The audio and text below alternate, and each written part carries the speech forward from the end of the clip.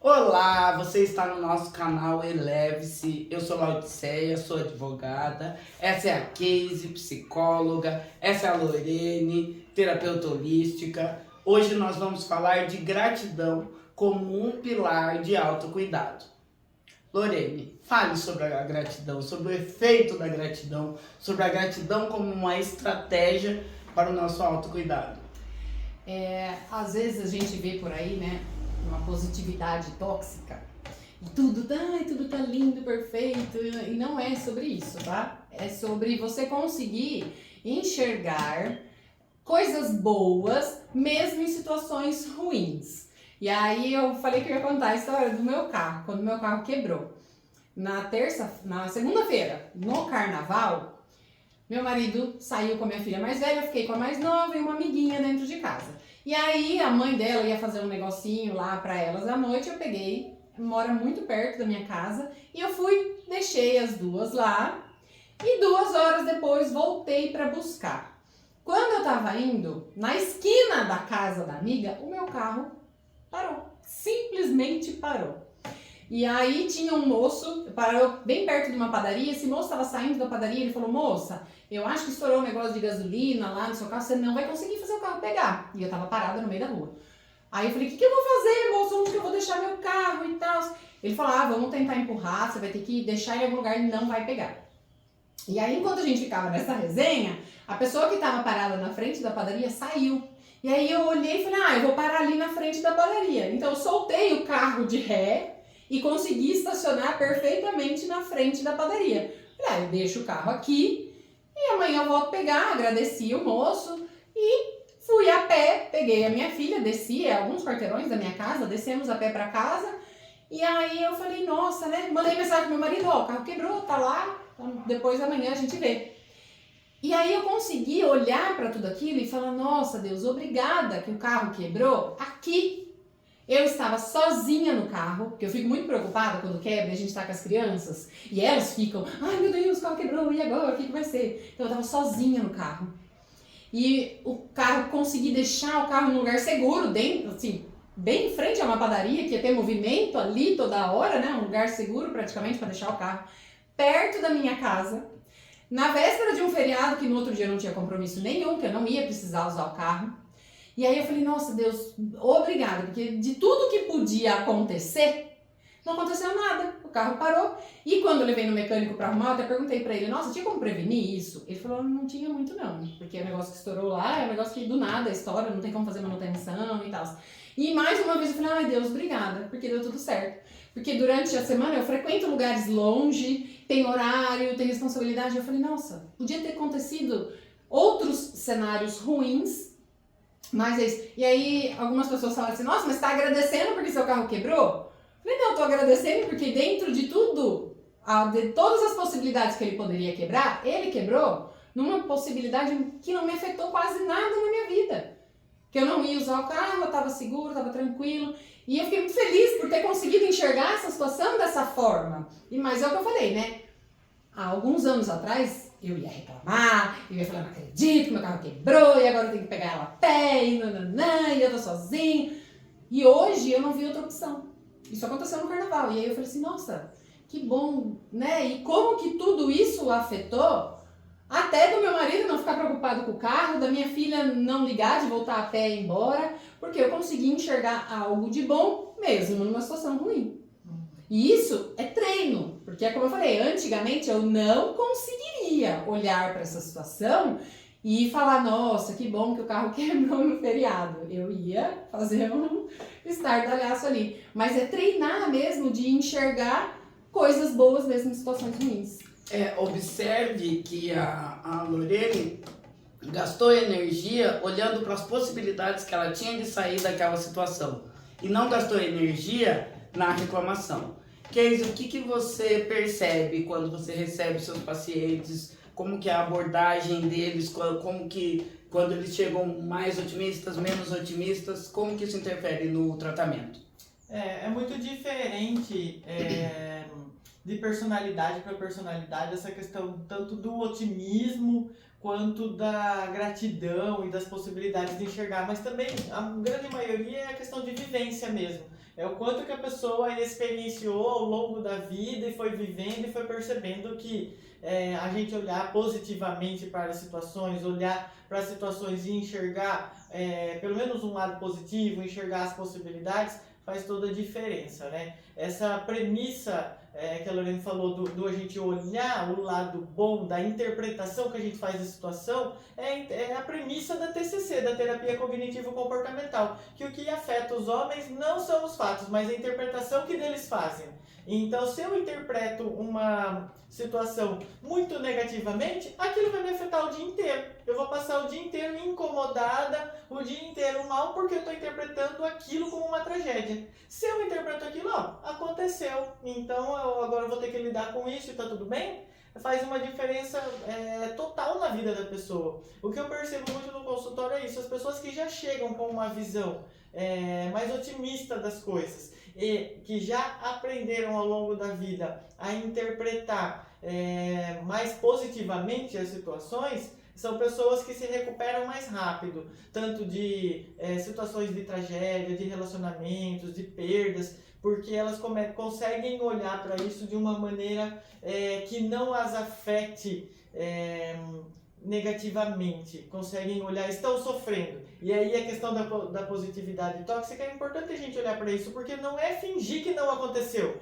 Aconteceu uma tragédia na minha família, perdi um parente. Isso é ruim, é dolorido, é sofrido. Então a gente vai sofrer. Aconteceu bati meu carro, poxa, é ruim. Não vou olhar, lindo, bati meu carro, mas tá tudo bem. Não, bati, fiquei triste, nossa, vou ter prejuízo, nossa, vou ter que gastar, vai ser um transtorno ficar sem carro. A gente olha para todas essas questões, mas não olhar como isso como o fim do mundo, como uma tragédia que eu não consigo resolver. Então, se eu olho de uma maneira mais otimista e mais positiva, poxa, poderia ter sido pior, que bom que aconteceu nessa situação, nessas circunstâncias, poderia ter machucado, né? Ou a perda de alguém. Poxa, realmente é dolorido, é sofrido, dói muito, né? E a gente vai sofrer e vai chorar e vai sentir saudade daquela pessoa, mas a gente vai olhar e falar assim, olha, todas as coisas têm para tudo, tem um plano, então de repente eu não estou entendendo agora, mas também eu estou viva e a minha vida tem que seguir. Então a gente conseguir olhar para as situações de uma maneira que eu consigo enxergar o além, eu consigo enxergar para frente, faz total diferença na nossa saúde mental, faz total diferença na forma como a gente vive o nosso dia a dia. E nos preserva e nos mantém melhor, mais saudáveis, nos mantém mais tranquilos, inclusive para fazer escolhas, né? Inclusive para tomar decisões e para conduzir a vida no dia a dia. Então, sim, a gente ter um olhar otimista faz total diferença em qualquer tratamento, tá? No tratamento psicológico faz total diferença, é muito mais rápido. As pessoas otimistas se recuperam muito mais rápido das rasteiras que a vida dá. E as pessoas gratas, idem, se recuperam muito mais rápido. Mas para além disso, também traz A saúde física também. a saúde física que vem, né? Porque daí eu me estresso menos. Porque o estresse é o desencadeador de muitas doenças. Então, se eu me estresso menos, eu me mantenho fisicamente mais saudável também. Mas se eu sou um reclamão de carteirinha, eu consigo treinar para deixar de ser? Consegue, com certeza. Tudo que a gente decide, a gente consegue. Só que a gente tem que decidir de coração e fazer uma escolha. Eu vou diminuir, eu vou parar de reclamar. Então tem gente que gosta de reclamar. Tem gente que se coloca na posição de vítima. E tudo acontece comigo, ó céus, ó vida, ó azar. Né? Então a pessoa, a primeira coisa é olhar, poxa, eu tô reclamando demais. Ou, se você não olhou, alguém pode falar, nossa, mas você só reclama, hein? Então, presta atenção nisso. E aí, quando a gente percebe que estou reclamando demais, estou catastrofizando demais, é tomar uma decisão. Palavra que eu nunca tinha ouvido na vida! A gente catastrofiza mesmo. Quando acontece alguma coisa, você fala, meu Deus, queimou a resistência do chuveiro, e agora? O que eu vou fazer? Não tenho onde tomar banho, eu vou tomar banho de gelado, como se fosse uma tragédia. Ué, É só trocar. vai comprar a resistência, chama alguém pra trocar, ou não toma banho nesse dia, toma amanhã. Toma banho de caneca. Toma banho de canequinha. Então veja, são coisas que podem virar uma tragédia na minha cabeça, ou podem olhar e falar, queimou a resistência, e agora? Como que eu faço com isso? E eu sou um exemplo de que a gente pode sim se treinar, porque eu sempre fui muito reclamona. E eu sempre fui muito de falar assim, mas eu sou cagada mesmo. Mas isso sempre acontece. Ok. E aí eu me lembro que eu tava grávida da minha primeira filha e o meu marido e o meu médico falavam assim, para de falar isso. As palavras têm poder. E aí eu comecei a entender e a parar. E hoje eu sou reclamando só na academia. Até lá eu vou reclamar mesmo. Mas eu faço. Eu reclamo, mas eu faço. Mas lá pode. Então fazer diferença, a gente treinar. Cada vez que eu estiver reclamando, não vou reclamar mais. Então a gente ter um olhar atento para reclamar ou para não ser grato pelas circunstâncias. Então a gente tem um olhar atento. Poxa, olha que flor bonita. E não precisa falar gratidão, Deus, mas você pensar, nossa, que privilégio poder estar olhando para essa paisagem agora, poder estar olhando para essa flor agora, poder estar descansando agora, por ou enxergar comendo essa comida. Por enxergar. Então é um treino mesmo. A gente está o tempo todo. E o que acontece? Com o tempo a gente muda o padrão de pensamento. Os nossos pensamentos funcionam com as nossas sinapses neuronais. Vamos lá então. O vídeo ia ser curto, agora vai ser longo. Já estava me preparando para encerrar. Mas para agilizar, né, para a gente entender mais ou menos como é que funciona isso, a gente tem padrões de pensamento. É como todo dia eu faço o mesmo caminho no meio do mato. Passa uma vez, passa duas, passa três, vai formando uma trilha. Depois que eu passei um ano passando pelo mesmo lugar, já tem um caminho feito ali, eu já sei por onde ir. Já tem quase que uma estrada passando todo dia, se eu for passar numa grama, por exemplo, ou no meio da floresta.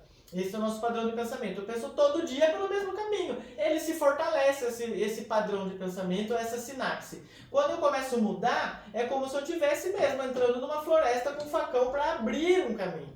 A primeira vez é mais difícil, a segunda é mais difícil. Pois toda vez passando, o que acontece? O caminho antigo fecha e abre um caminho novo. Então a mudança de padrão de pensamento é assim. Se eu decido praticar a gratidão, se eu decido ter uma vida, um pensamento mais otimista, um padrão de pensamento mais otimista, no começo vai ser difícil, mas depois fecha o caminho do pessimismo e abre o caminho do otimismo e a gente consegue passar por ali e aí fica automático. Então, qualquer hábito de pensar pode ser mudado até um momento que aquele vira o seu padrão de vida, o seu padrão de pensamento, até um estilo de vida. Na minha experiência como advogado, e saiba que advogado, na maior parte das vezes, ele lida com problemas, com dificuldades. Então, quando as pessoas procuram um advogado, as coisas já estão bem ruins. Então, eu treinei, e isso se estendeu para a minha vida, a questão do foco. O foco no problema ou o foco na solução? E quando você coloca o foco na solução, os seus recursos, você se torna maior que os seus problemas, né? Então, esse é o treinamento que eu faço para os meus clientes. Quando eles chegam pequenos, porque eles chegam com um problema maior que eles. E eu faço esse trabalho de acolhimento e de entendimento para esses clientes, dizendo, não, agora já foi o que tinha que acontecer, então vamos olhar daqui para frente e vamos olhar colocando foco na solução. Ou você é parte do problema ou você é parte da solução. E esse é o treinamento que eu sempre faço com os meus clientes para que sejam parte da solução.